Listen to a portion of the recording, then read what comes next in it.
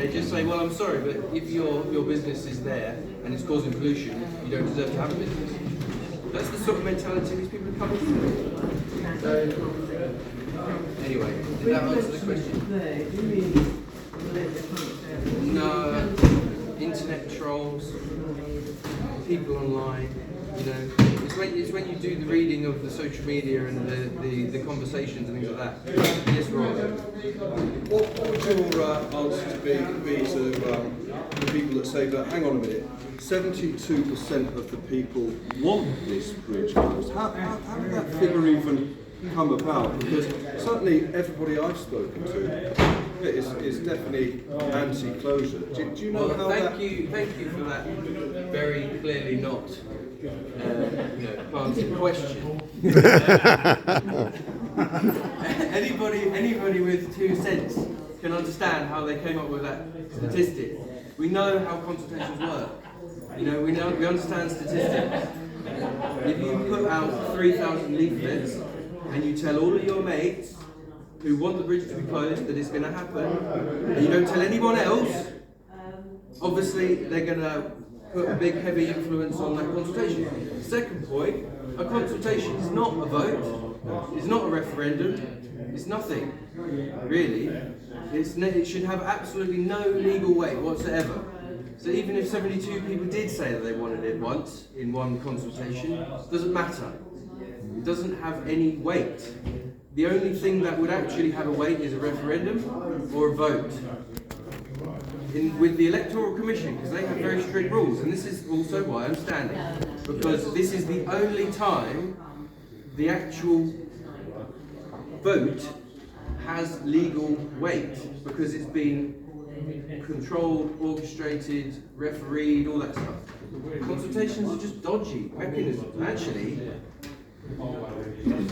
the way that they use the consultations, they've overused them to such an extent. I think that's something that should just be stopped. Just banned. Stop using consultations. You know?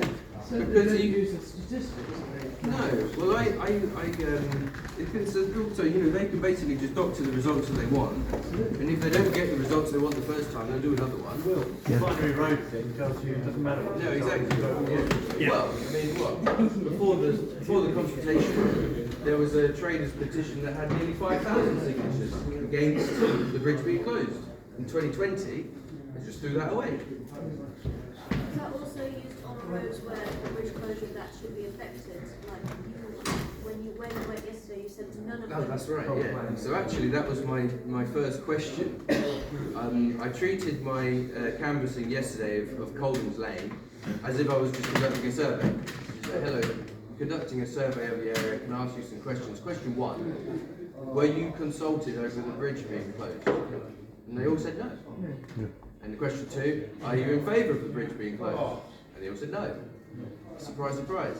We weren't consulted when we were on Argyle Street. Argyle, yeah. I've met another guy on Argyle Street and he didn't know anything about it.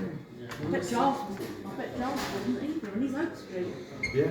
Anyway, I mean, I'm so fed up with that 72% statistic. I just hate it. I want to stamp it out onto the ground. And, anybody who tries to actually sustain that argument, I'm just, no. The interesting thing, interestingly, in the Cambridge Independent this week, there's a story about Greenway going through Grantchester. And would you believe 73% of the local people were against it? But the GCP have decided to go ahead with it. Now there's a surprise. Surprising how often figures in the 70s come up in these statistics. But as I said earlier on that Facebook post, actually, on the radio, the person who was for the Greenway said that they weren't expecting any more cyclists to be using the Greenway than is already using it. So, why do it then?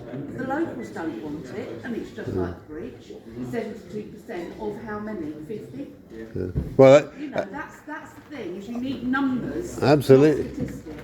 I mean, in the news this week was Huntington going over to 20 miles an hour. Yeah. Would you believe they had 8 responses to their consultation? That was the majority, I suppose.